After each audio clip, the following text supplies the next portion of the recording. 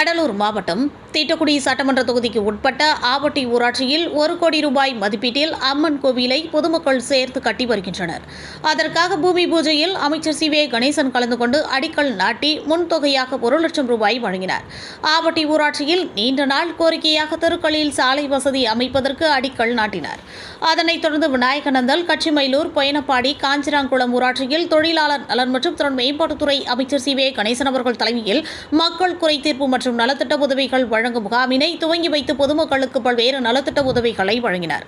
பொதுமக்கள் அமைச்சரிடம் கோரிக்கை மனுக்களை அளித்தனர்.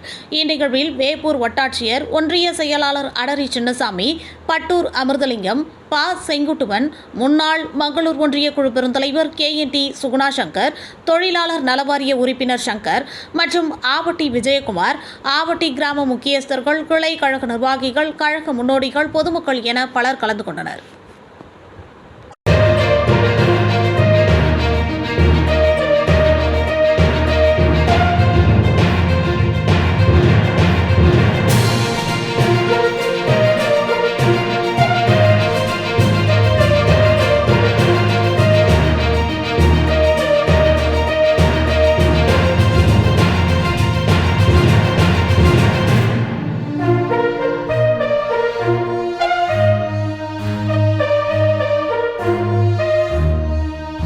இந்த ஊர்ல தானே குடியிருக்காங்க, அவங்களுக்கு ஏதாவது சொல்லட்டும். நீ உனக்கு இந்த ஊர் தானே, நீ பேசு.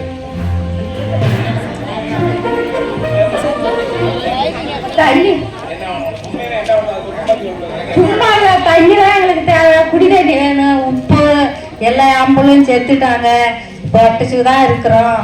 எங்களுக்கு எல்லாம் இந்த தண்ணி எடுத்தாலும் குடி தண்ணி இல்லை. நாங்கள் கால் ஏச எங்களுக்கு காடுகார எதுவும் கிடையாது.